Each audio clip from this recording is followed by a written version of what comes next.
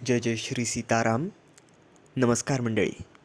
हरी आदिदेवा या आपल्या यूट्यूब चॅनलवर आपल्या सर्वांचे हार्दिक स्वागत.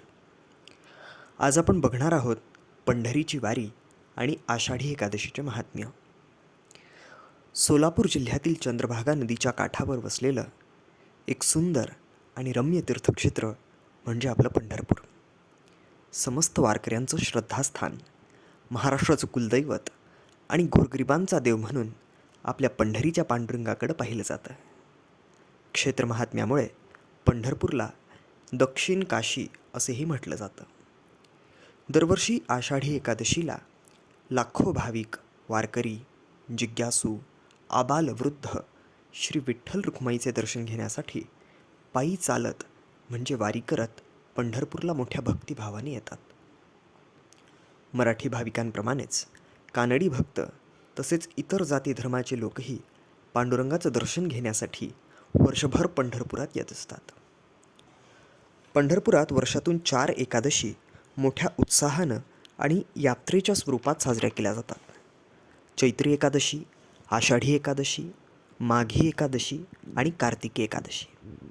या सर्वांपैकी प्रामुख्याने आषाढी एकादशीला भरणाऱ्या यात्रेत लाखोंचा जनसमुदाय एकत्र येतो आणि आपल्या लाडक्या पांडुरंगाचं दर्शन घेतो.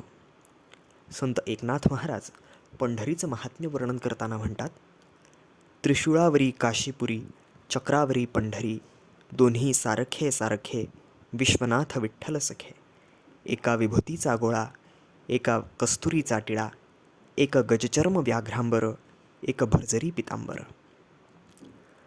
चंद्रभागेचं वाळवंट, भीमा नदीवर वसलेलं पंढरपूर, तुळस गंधबुक्क्याचा सुवास, वैष्णवांचा सहवास, सदैव कानावर पडणारा टाळ मृदुंगांचा आवाज आणि प्रत्येकाच्या मुखावर असलेलं एकच नाम, पुंडलीक वरदे हरी विठ्ठल. हा सुख सोहळा, हा आनंद स्वर्गीच्या देवतांसाठी सुद्धा दुर्लभच असतो. जगद्गुरू संतश्रेष्ठ तुकोबाराया तर आपल्या अभंगातून आपल्या सगळ्यांना सांगतात, होय होय वारकरी, पाहे पाहे रे पंढरी, काय करावी साधने, फळ अवघेची येणे, अभिमान नुरे, कोड अवघेची पुरे, तुका म्हणे डोळा, विठो बैसला सावळा.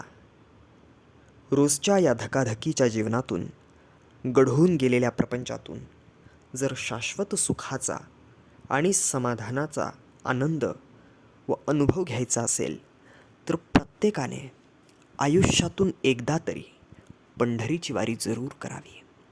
संत नामदेव महाराज पंढरीच्या वारीचा महिमा वर्णन करताना आपल्या अभंगातून म्हणतात, पंढरीची वारी जयाची एकुळी, त्याची पाय धुळी लागो मज, तेने त्रिभुवनी होईन सरता, न लगे पुरुषार्था मुक्तिचारी.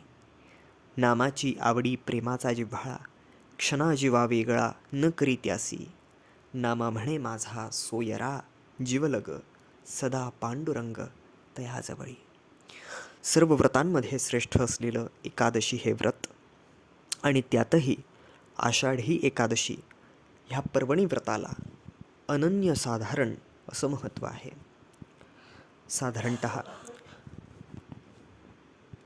दर महिन्याला 2 एकादशी येतात. मात्र वर्षातून एकदा येणाऱ्या आषाढी आणि कार्तिकी एकादशीला खूप महत्त्व देण्यात येते. आषाढी एकादशीलाच देवशयनी एकादशी असे सुद्धा म्हणतात. असं म्हणतात, दशमीला अर्थातच एकादशीच्या आदल्या दिवशी एकभुक्त राहावं, एकादशीला पहाटे उठून स्नान करून शुचिर्भूत होऊन भगवान श्रीविष्णूंची मनोभावे पूजा करावी, संपूर्ण दिवस उपवास करावा. या दिवशी जास्तीत जास्त नामस्मरण, भगवत ग्रंथांचं वाचन, पारायण करावं, रात्री हरिभजन करत जागरण करावं. द्वादशीला म्हणजेच एकादशीच्या दुसऱ्या दिवशी देवाची पूजा करून उपवास सोडावा. या दिवशी समस्त संत मंडळींचे तेज पंढरपुरात एकवटल्याने पांडुरंगाच्या चेहऱ्यावर असलेली प्रसन्न मुद्रा अधिकच खुलून दिसते. पंढरपुरात एक वेगळंच चैतन्य असतं. पंढरीचा वास, चंद्रभागे स्नान आणि दर्शन विठोबाचे. ही एकच आस मनात धरून शेकडो किलोमीटरचा पायी प्रवास करत वारकरी पंढरपुरात पांडुरंगाचं अथवा मंदिराच्या कळसाचं दर्शन घेऊन तृप्त होतात आणि समाधानाने आपल्या घरी परत जातात. संत एकनाथ महाराज मोठ्या आत्मीयतेने आपल्या अभंगातून म्हणतात, माझे माहेर पंढरी आहे भिवरेचे तिरी, बाप आणि आई माझी विठ्ठल रखुमाई. पुंडलिक बंधू आहे त्याची ख्याती सांगू काय, माझी बहीण चंद्रभागा करी तसे पापभंगा.